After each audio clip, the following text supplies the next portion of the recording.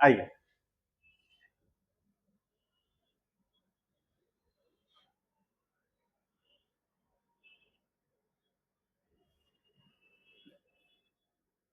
Resolution of vector. ठीक है, resolution मतलब क्या होता है, बता सकते हैं कुछ?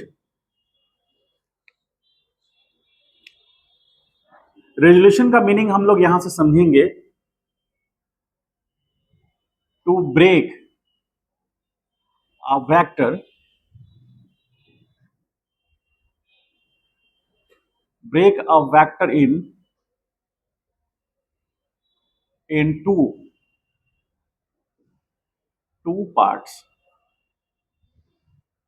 मतलब समझ में आया? किसी एक वेक्टर को हम लोग क्या करेंगे, दो पार्ट में डिवाइड करेंगे, तोड़ेंगे। जैसे समझिएगा ध्यान से बात को, जैसे सपोज कीजिए कि पहले क्या होता था, हम लोग जो अभी तक पढ़ते आए, अभी तक जो भी हमने पढ़ा, अभी तक हम लोग जो भी पढ़ा है उसमें क्या पढ़ा कि वेक्टर ए है प्लस वेक्टर बी है, और ए और बी को ऐड किए हम लोग तो रिजल्टेंट आर बना या सी बना। ठीक है, तो जैसे मान लीजिए कि ये vector A plus vector B, तो रिजल्टेंट आर बना। ठीक है, तो इसको हम लोग बोलते हैं कंपोनेंट्स, इसको बोलते हैं कॉम कंपोनेंट कंपोनेंट वेक्टर। ठीक है, और इसको भी हम लोग क्या बोलेंगे, कंपोनेंट वेक्टर। कंपोनेंट वेक्टर, तो अब ये समझना है कि कंपोनेंट वेक्टर तो ये हो गया, और इसको हम क्या बोलते हैं, इसको बोलते हैं रिजल्टेंट वेक्टर। तो अब हमको यह समझना है कि कंपोनेंट वेक्टर के ऐड होने से रिजल्टेंट मिलता है हमको। ठीक है, अब हम क्या करने वाले हैं इसमें, रेजोल्यूशन मेथड में क्या करने वाले हैं कि रिजल्टेंट हमारे पास आर है, उसको हम vector A plus vector B में ब्रेक कर लेंगे। मतलब हमारे पास ये है, और इससे हम वेक्टर ए और बी निकालेंगे। पहले क्या करते थे कि वेक्टर ए और बी को ऐड करने से हम आर निकालते थे, लेकिन अब आर से हम ए और बी निकालेंगे, इसी को रिजॉल्व करना होता है। तो बेसिकली हुआ क्या कि आर वेक्टर को हम क्या करेंगे, आर वेक्टर को दो अलग अलग कंपोनेंट्स में हम रिजॉल्व कर देंगे। इसी मेथड को हम लोग क्या बोलते हैं, रेजोल्यूशन मेथड बोलते हैं। मतलब to resolve a vector into different, अलग अलग डिफरेंट कंपोनेंट्स में, तो ए और बी में हम उसको ब्रेक कर सकते हैं। जस्ट रिवर्स प्रोसेस है वेक्टर एडिशन का। उसमें क्या होता है, दो वेक्टर ऐड होते हैं तो नया रिजल्टेंट बनता है, और इसमें रिजल्टेंट को ब्रेक करते हैं तो दो अलग वेक्टर बनते हैं। ठीक है, कैसे बनेगा, जस्ट यहां देखिए, ये रिजल्टेंट को हम लोग ब्रेक करेंगे तो कहेंगे कि यहां पर resultant vector will be broken out to form two component vectors, दो अलग अलग वेक्टर्स बनेंगे। ठीक है, कैसे बनेंगे ध्यान से समझिए। जैसे मान लीजिए एक्स एक्सिस और वाई एक्सिस, दो एक्सिस हो गए, इसको हम लोग एक्स कह रहे हैं, और ये हमारा वाई एक्सिस हो गया। ठीक, इसे हम बोलेंगे एक्स डैश, ध्यान से समझिएगा, वाई डैश। 10 मिनट का कॉन्सेप्ट है लेकिन बहुत इंपॉर्टेंट है। अब हम मान लेते हैं कि एक कोई वेक्टर है, ये ऑरिजिन होगा 0,0 ऑरिजिन। तो मान लीजिए कि एक वेक्टर है, इस वेक्टर का नाम सपोज पी वेक्टर रख लीजिए। ठीक है, ये पी वेक्टर है जो कि एक्स एक्सिस से सपोज अल्फा एंगल बना रहा है। ठीक है, तो एक्स एक्सिस के साथ अल्फा एंगल बना रहा है। अब ये पॉइंट को हम ओ कह रहे हैं, और ये वाला पॉइंट को हम मान लीजिए एन कहते हैं। ठीक है, तो हम कह सकते हैं कि वेक्टर p का मॉड, यानी p वेक्टर का mod is equal to O N, कह सकते हैं। ठीक, अब हम क्या कर रहे हैं कि अब p जो उसका n पॉइंट है p वेक्टर का, वहां से हम एक परपेंडिकुलर ड्रॉ कर रहे हैं, जो कि परपेंडिकुलर जो है वो x एक्सिस पर m पॉइंट पर आकर टच कर रहा है। x एक्सिस पर परपेंडिकुलर ड्रॉ किए, कहां से, n पॉइंट से, तो वो एम पॉइंट पे आकर उसको टच कर रहा है, ठीक है, कट कर रहा है, एक तरह से समझ लीजिए। तो अब हमारा O point, M point, N point, तो हमारे पास तीन पॉइंट से एक ट्राइंगल बन रहा है। तो हम लिख सकते हैं there is a triangle. Triangle, कौन सा ट्राइंगल? तो ट्राइंगल कौन सा है? ओ एन एम, ठीक है। तो इसमें यदि हमको निकालना होगा कि साइन अल्फा, तो साइन अल्फा लिखना होगा तो क्या आएगा? N M by O N, यानी M N, sorry, N M divide by P. तो यहां से एन एम क्या हुआ?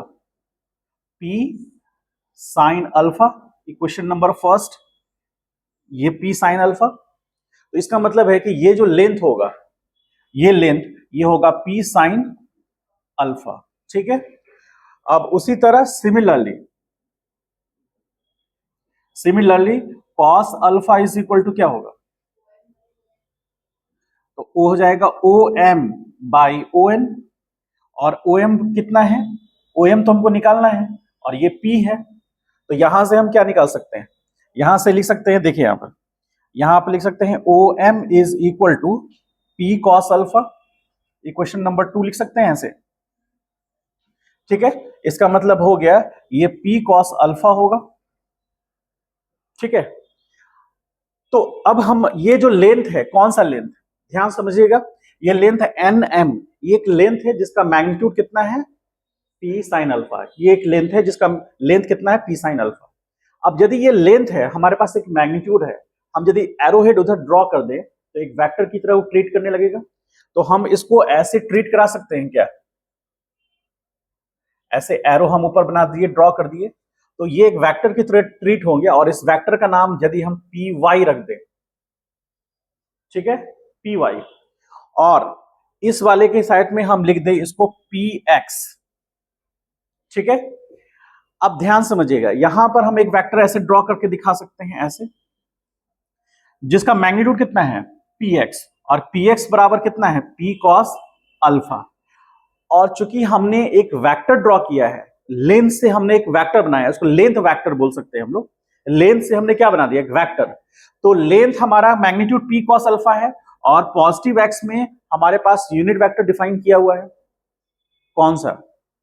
यानी एक्स एक्सिस में हम पॉजिटिव एक्स एक्सिस में क्या यूनिट वेक्टर रखते हैं? आई कैप। तो अब यहां पर हम यदि आई कैप ऐसे दे देते हैं, तो इक्वल के इधर मैग्नीट्यूड और डायरेक्शन आ गया, तो इसके इधर भी हमको क्या देना पड़ेगा? समझ पाए बात को? और यदि आप शॉर्ट में यहां ऐसे लिखेंगे तो पी एक्स बराबर हो जाएगा पी कॉस अल्फा। यहां पर हमको सिर्फ मैग्नीट्यूड की बात करनी है, पी एक्स लिखे तो पी कॉस अल्फा हो गया, एरो लगा दिए तो इक्वल के उधर भी हमको एरो देना पड़ा, तो इधर मैग्नीट्यूड डायरेक्शन वेक्टर। समझ पाए इस बात को?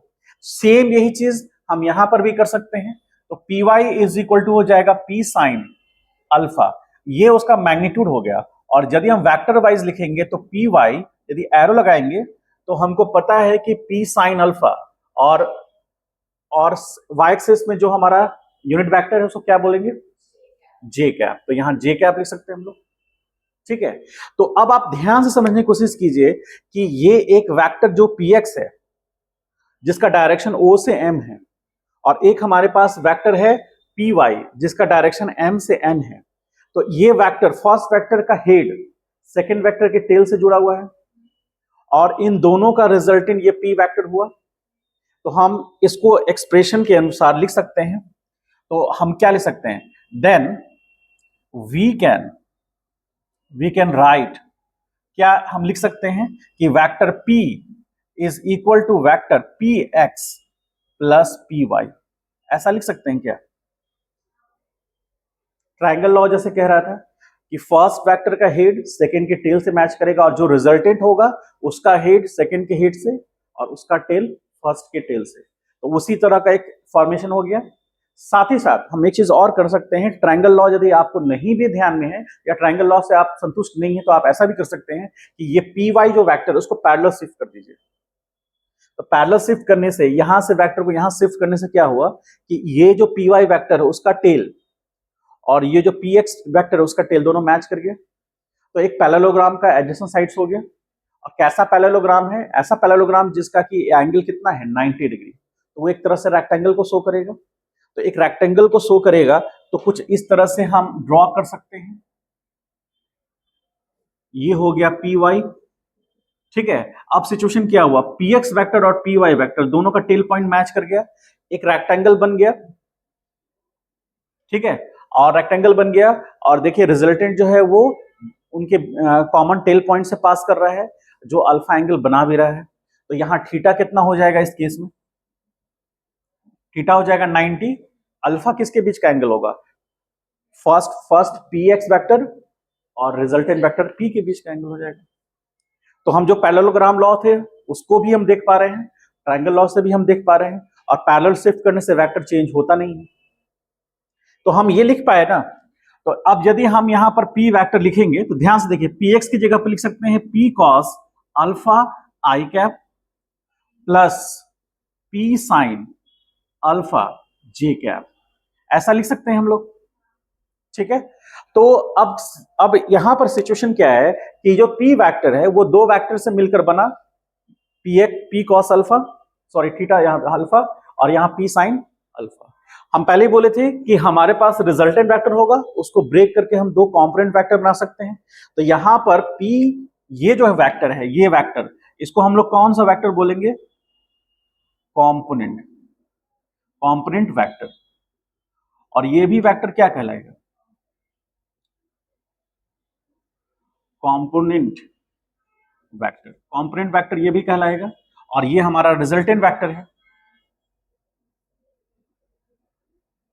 Resultant vector. अब समझना यह है कि अब रिजल्टेंट वेक्टर को तो हमने एक्सप्रेस कर दिया, तो रिजल्टेंट वेक्टर p जो है उसका मैग्नीट्यूड भी होगा और उसके पास डायरेक्शन भी होगा, ठीक है। तो ये p वेक्टर बना है इस वेक्टर से और इस वेक्टर से, ठीक है। अब इस p वेक्टर का यदि मैग्नीट्यूड निकालेंगे, ठीक है, तो हमको क्या देखना होगा? जैसे यहां मान लीजिए कि r वेक्टर होता, r वेक्टर बराबर vector a plus vector b होता, तो r वेक्टर का मैग्नीट्यूड क्या होता? Root under A square plus B square plus 2ab cos theta. तो यहां पर इस जगह पर हमारा a क्या है? p cos अल्फा, और b क्या है? और उनके बीच का एंगल कितना है? 90। p cos अल्फा और p sin अल्फा के बीच का एंगल 90 डिग्री है, तो उनके बीच का एंगल 90 वहां पुट करेंगे और रिजल्ट निकाल के देखेंगे। फिलहाल आप क्या कीजिए, इसको राइट डाउन कर लीजिए, यहां तक करिए, फिर मैग्नीट्यूड डायरेक्शन निकालते हैं।